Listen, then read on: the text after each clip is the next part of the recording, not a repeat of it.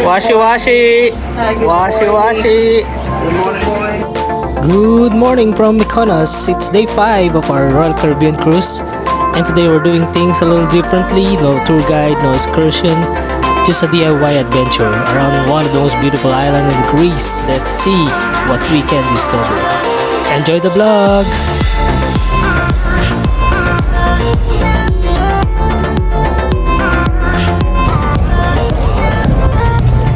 Still in Greece, Mykonos, day 5.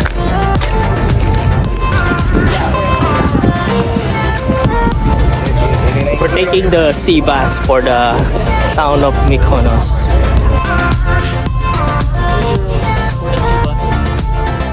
One of the easiest and most fun ways to get into the town was the Mykonos sea bus. It's a small boat that takes you across the harbor, giving you amazing views of the coastline along the way.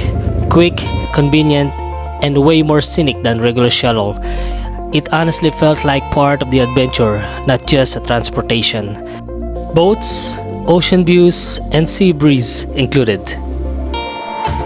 The actual boat ride itself takes around 10 to 12 minutes from port to town.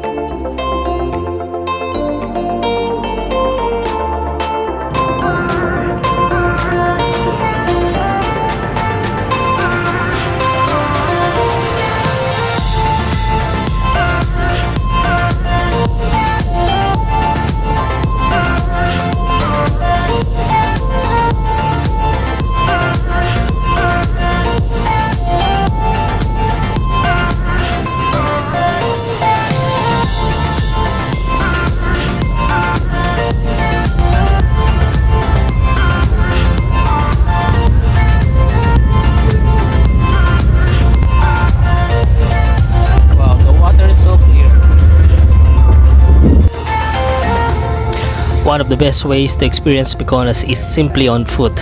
The town is like a maze of narrow, winding streets, and every turn leads to something new. A hidden cafe, colorful doorways, or a view of the sea. Walking lets you slow down, wander, and discover little corners you'd never see from a tour bus. In Mykonos, getting little lost is all part of the fun.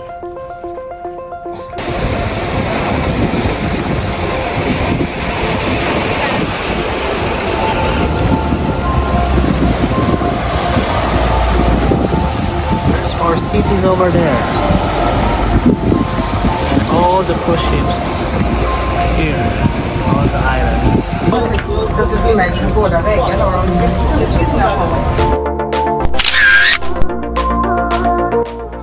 And just like in Santorini, the streets are lined with little boutiques, local shops, and bright white storefronts that are just pretty as the views. And even just window shopping here feels special. It's all part of charm of wandering.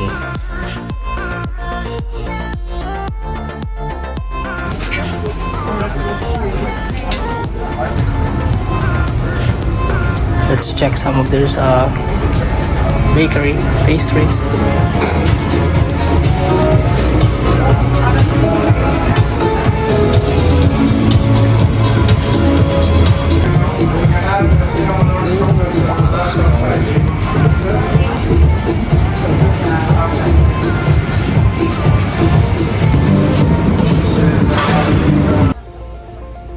Nasa tol yung iba. Dito rin naman sila pupunta eh. White and blue and red. So colorful. €1 for the toilet. So €1 for the toilet and you get a receipt for paying €1. Wow, beautiful, beautiful Mykonos.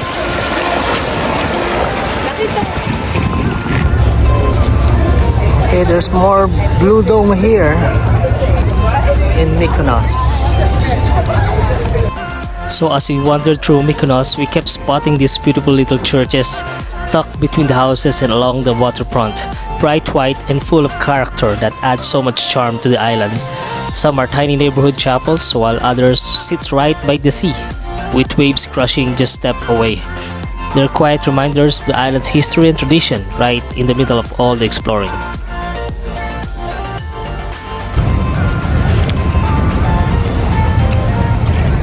The water is so clear. Can you see?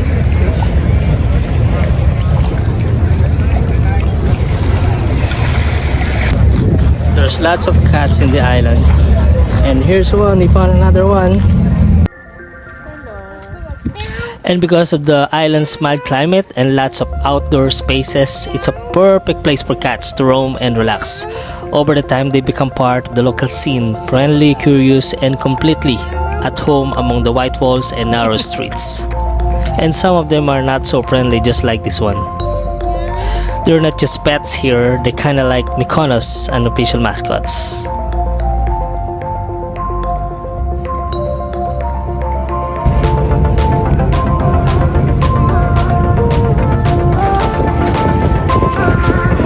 This one loves to be fed.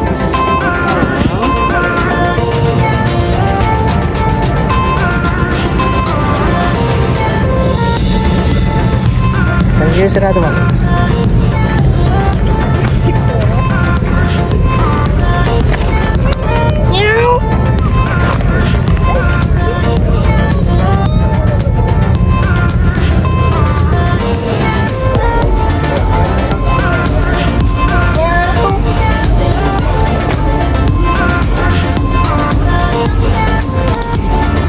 Look at those fresh vegetables.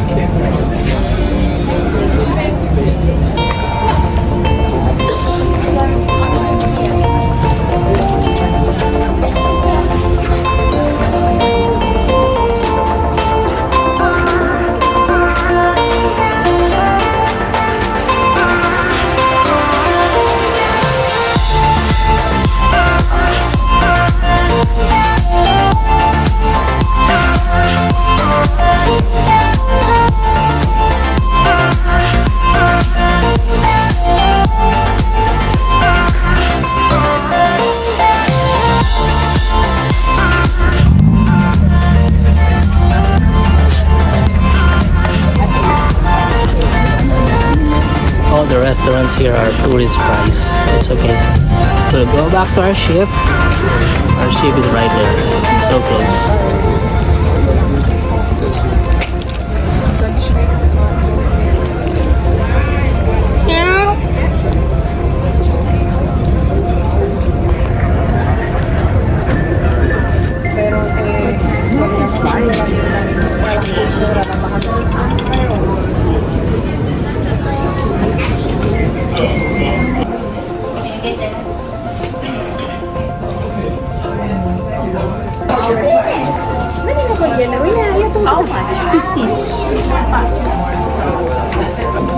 Wow, look at this Versace watches.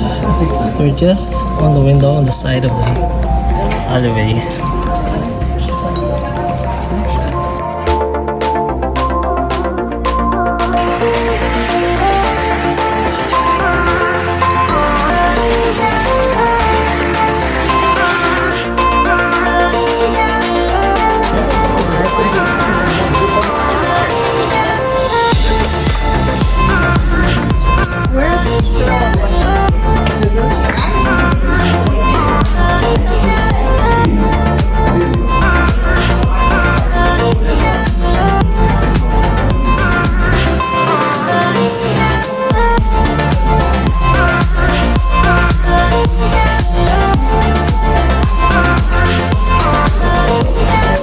Century.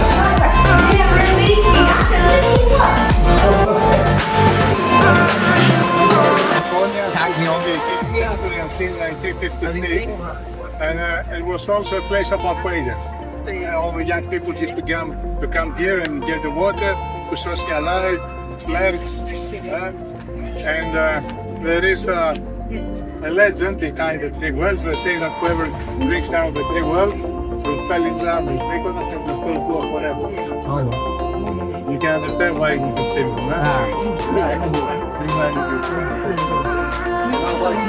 Here there is a temple for women. That's for Louis Vuitton.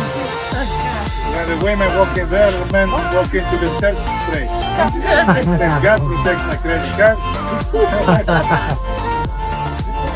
On our left, So these are 3 wells, he said, and the temple for the lady, and the men will pray here. I hope he won't scratch much with a credit card. Another church here.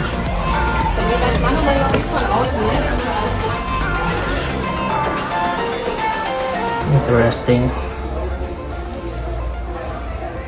15th century.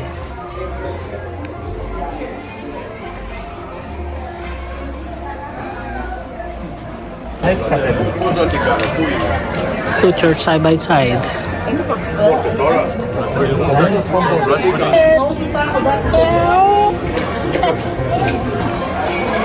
Alright, they have a Louis Vuitton in the island. Let's check some stuff here.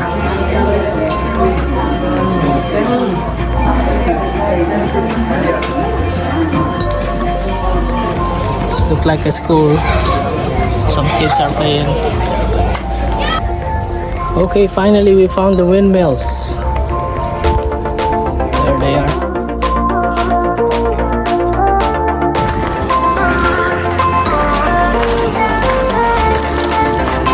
See the 4 remaining windmills.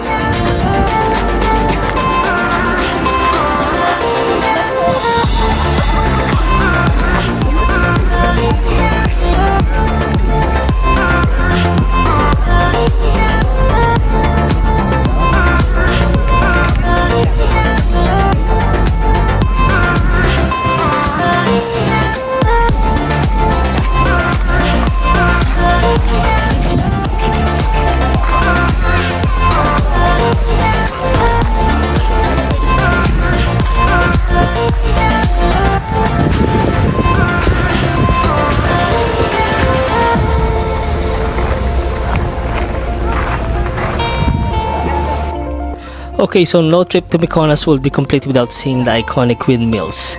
Perched on the small hill overlooking the sea, these historic windmills have been part of the island for centuries and one of its most famous landmarks. So originally they used to grind grain, but today they stand as a symbol of Mykonos, offering incredible views, a touch of history, and a perfect photo opportunity. From every angle, they remind you why this island is so picturesque and beloved.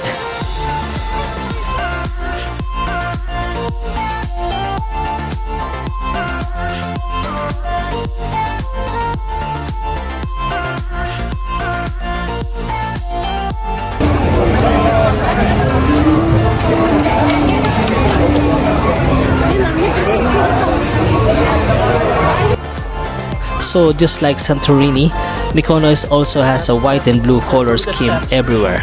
The white walls originally help reflect the hot summer sun, keeping buildings cooler in the intense Mediterranean heat. While the blue doors, windows, and domes were traditionally painted the color to match the sea and the sky, and also because blue was thought to ward off evil spirits in local culture. Together, the colors create iconic looks for Mykonos and Santorini, bright, clean, and perfectly in the harmony with the island's natural surroundings.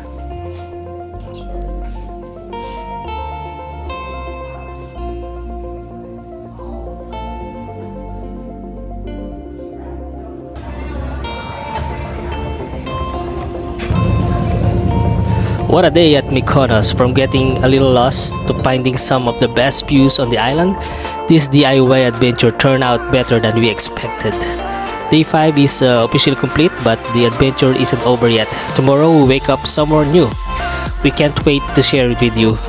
If you enjoy exploring with us today, make sure you like the video and follow along because tomorrow we're off to another amazing port. Day 5 may be over, but our cruise adventure continues tomorrow in a brand new destination. And we're so glad that you're along for the journey with us. Thank you for watching, and I hope you like and subscribe. Bye!